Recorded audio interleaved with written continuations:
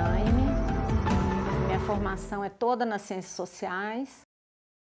Eu fiz a graduação em ciências sociais na UFMG, mas com foco na antropologia. Fiz uma pesquisa já de iniciação científica na área da antropologia, de identidade.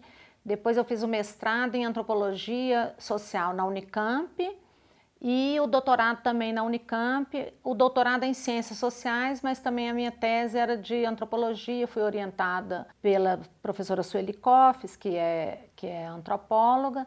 Nessa época eu tive um período de sanduíche em Portugal, em Lisboa, quando eu trabalhei com Miguel Vale de Almeida. Minha tese era sobre gênero. E antes de defender a tese, que eu defendi em 2001, eu já estava trabalhando na PUC. Eu voltei para Belo Horizonte, entrei na PUC em 2000, na graduação.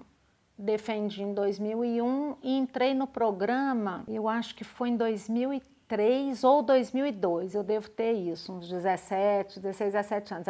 Ainda era o começo do programa, né? A Magda era a coordenadora. E nessa época o programa ainda não tinha uma antropóloga, então foi nesse contexto que eu entrei. E de lá para aí eu fui coordenadora já em 2014, minha gestão foi de 2014 a 2016. Bom, quando eu entrei, o programa ainda era recente. A gente ainda tinha a primeira nota da CAPES, que é 3, ainda não tinha nem tido avaliação. E nós tivemos, na época que eu entrei, uma notícia que foi quando a gente passou para 4, que foi uma super notícia naquela época, né, de um programa tão recente. E o programa, então, ele foi se consolidando de uma maneira, ele foi se consolidando até rapidamente, vamos dizer assim, porque 20 anos é um tempo, mas é pouco ainda para um programa de pós-graduação já tão consolidado. E aí teve a nossa primeira turma de doutorado. Então, a avaliação posterior, a gente esperava que pudéssemos passar para 5, porque a gente estava bem, a gente é bem reconhecido ainda hoje, mas já era, né? As pessoas falavam de nós nos congressos, nos convidavam para bancas e para palestras, enfim.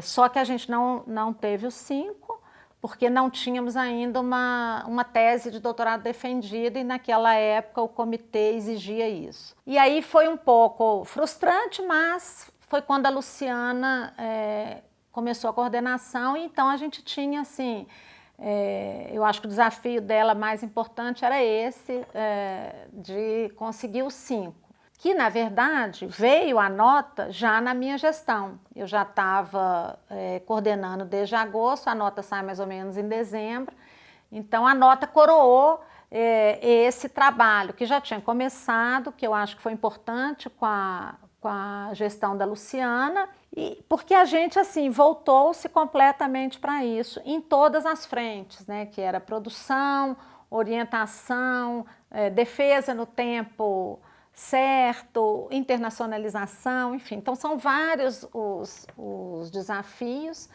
E quando eu cheguei, para dizer a verdade, eu cheguei numa época excelente, porque a gente, quer dizer, já tinha passado o triênio, a gente estava esperando a nota, e veio essa grande notícia que foi a nota 5, porque a gente tinha expectativa de ganhar, mas é claro que quando a nota vem, é como se coroasse aquilo mesmo. E o programa 5 é um programa reconhecidamente consolidado, né? Assim, muda, né? Você tem inclusive mais bolsa, você começa a ser mais convidado, quer dizer, você está no patamar de programas consolidados. E então eu peguei essa fase, vamos dizer assim, de louros. Agora, eu tinha o desafio de manter esses 5, que não é fácil, né? E uma das coisas que a gente sabia que estava começando no programa, mas ainda faltava, era a internacionalização, era um ponto importante.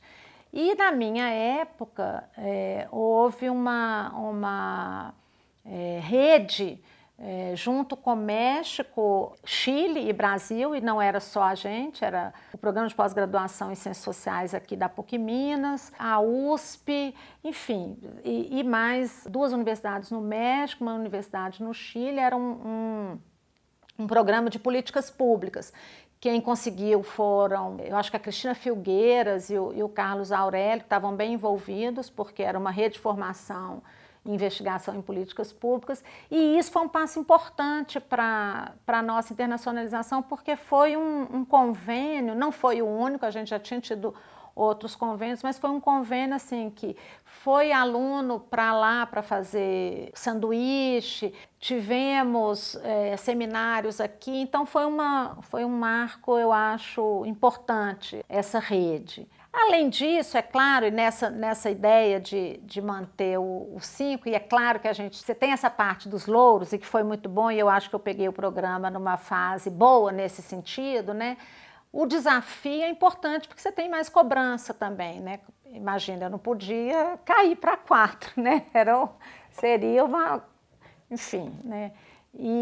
Então, assim, o meu desafio era tentar manter e melhorando o que estava bacana, né?